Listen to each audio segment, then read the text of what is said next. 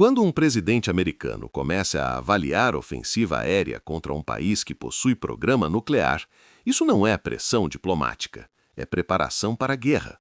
E o fato de um porta-aviões nuclear já estar em posição no Oceano Índico mostra que esta não é retórica vazia, é posicionamento real, com consequências reais.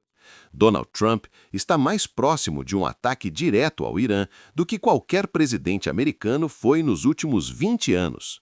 As negociações falharam, a máquina militar está em movimento e o mundo está assistindo a um cenário onde a diplomacia já perdeu o espaço que uma vez ocupava na política exterior americana. Mas aqui está o que a maioria não percebe. Um ataque contra o Irã não é operação isolada. É ato que redesenha o Oriente Médio inteiro. E as consequências não vão parar em Teherã. Vão cobrir desde o Estreito de Hormuz até os mercados financeiros globais.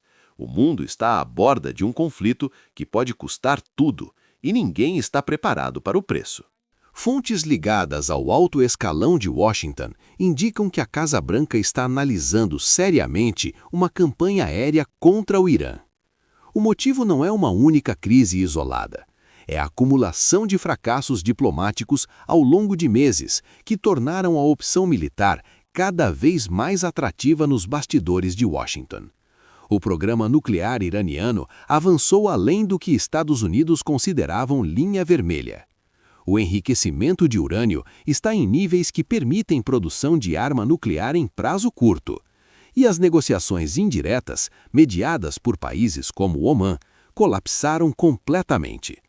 Cada lado exige condições que o outro não aceita. E o espaço diplomático que existia em 2023 não existe mais.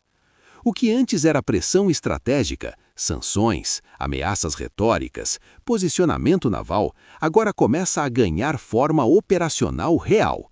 Não é mais e se, é quando e como. A Casa Branca não está ameaçando o Irã para forçar mesa de negociações. Está avaliando se mesa de negociações ainda tem valor.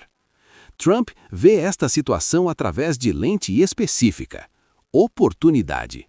Segundo fontes americanas, a posição militar dos Estados Unidos nunca esteve tão favorável no Oriente Médio.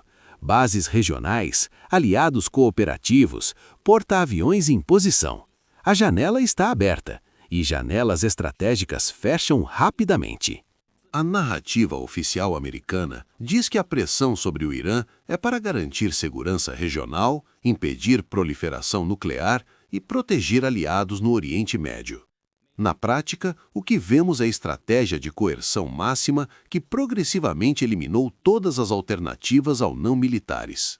Os Estados Unidos saíram do acordo nuclear JCPOA em 2018 durante o primeiro mandato de Trump. Reinstalaram sanções máximas, bloquearam rotas comerciais iranianas, isolaram o país economicamente. E quando o Irã respondeu acelerando o programa nuclear, exatamente como todo especialista previu, Washington usou essa aceleração como justificativa para a ação militar. É a armadilha estratégica clássica. Criar condições que forçam reação do adversário, depois usar essa reação como casus belli. A narrativa iraniana não é muito melhor. Teherã apresenta programa nuclear como direito soberano e resistência heróica contra imperialismo americano. Mas na prática, o Irã soube desde o início que enriquecimento acelerado provocaria confronto. Eles escolheram esse caminho não por necessidade, mas por cálculo estratégico que agora pode estar errando. E aqui está a contradição que ninguém menciona. Os Estados Unidos consideram atacar país que pode estar há meses de ter arma nuclear. Se atacam e não destroem capacidade completamente, Irã acelera programa com ainda mais determinação. Se não atacam e Irã completa a arma nuclear, a dissuasão muda fundamentalmente. Washington está preso num dilema onde todas as opções são péssimas, e escolheu a mais violenta porque parece a mais decisiva. Entre as opções que a Casa Branca está analisando, existem dois cenários extremos e um meio-termo que pode ser mais perigoso que ambos. O primeiro cenário é a operação cirúrgica. ataques de alta precisão contra instalações nucleares específicas, bunkers onde urânio é enriquecido, laboratórios de pesquisa, centros de comando que coordenam um programa atômico. O objetivo seria destruir capacidade nuclear iraniana sem desencadear guerra total. É a opção que Israel já executou contra Irã e contra a Síria em passado recente. O segundo cenário é a ofensiva aérea de grande escala, campanha destinada a desmantelar capacidade militar iraniana de forma abrangente. Alvos incluiriam não apenas programa nuclear, mas também lideranças políticas e militares, bases das Forças Armadas, instalações de defesa aérea, infraestrutura de comunicação e comando. O objetivo seria neutralizar capacidade iraniana de retaliação antes que ela se materialize. O meio termo, e provavelmente o mais perigoso, é campanha prolongada, que começa como cirúrgica e escala gradualmente conforme Irã responde. Esse cenário é o mais provável historicamente. Operações militares americanas quase sempre começam limitadas e expandem quando o adversário reage de forma inesperada. Iraque 2003 começou como invasão rápida e terminou em ocupação de anos. O problema com todos os cenários é que a capacidade iraniana não está toda num lugar. O programa nuclear está distribuído em múltiplas instalações, algumas enterradas profundamente sob montanhas. Destruir tudo simultaneamente exige operação massiva, e operação massiva aumenta exponencialmente risco de escalada regional. O Irã está numa posição que raramente potência regional aceita sem reagir. Humilhação acumulada ao longo de anos que agora pode terminar em ataque direto contra seu território. Desde 2018, os Estados Unidos impuseram sanções que cortaram metade da receita exportadora iraniana, assassinaram o general Soleimani em 2020, líder militar mais importante da Rússia em décadas, bloquearam tentativas iranianas de exportar petróleo através de channels intermediários e agora ameaçam ataques militares diretos. Para o regime em Teherã, aceitar tudo isso sem resposta equivaleria a anunciar fim da credibilidade como potência regional. O Irã baseou sua política externa nas últimas décadas em capacidade de retaliação assimétrica, fortalecendo grupos proxy no Líbano, Iêmen, Iraque e Síria. Esses grupos são extensão do poder iraniano além de suas fronteiras. Mas aqui está o problema. Se os Estados Unidos atacarem Irã diretamente, grupos proxy vão retaliar, mas isso não impede ataque contra Teherã. O Irã não tem defesa aérea capaz de sustentar ataque massivo americano.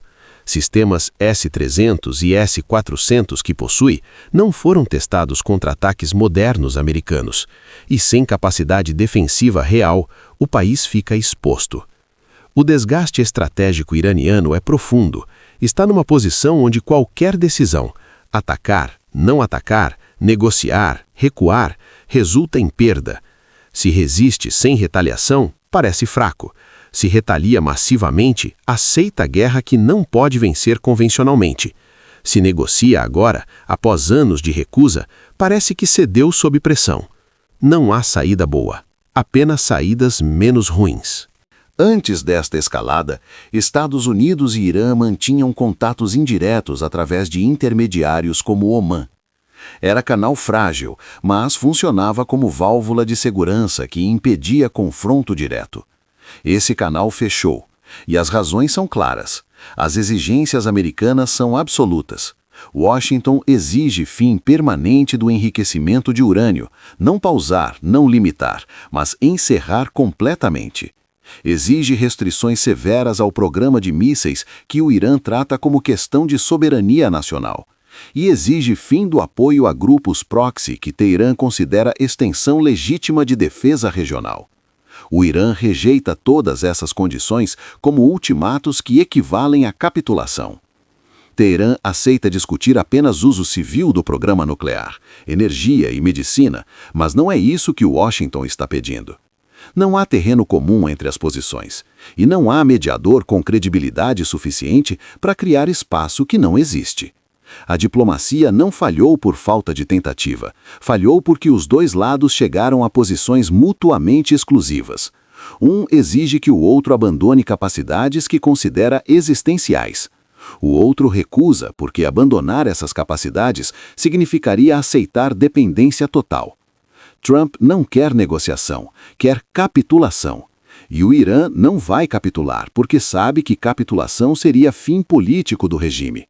Quando adversários chegam a essa situação, a única resolução é ou o conflito ou o colapso interno de um dos lados. E neste momento, nenhum dos dois está próximo de colapsar internamente.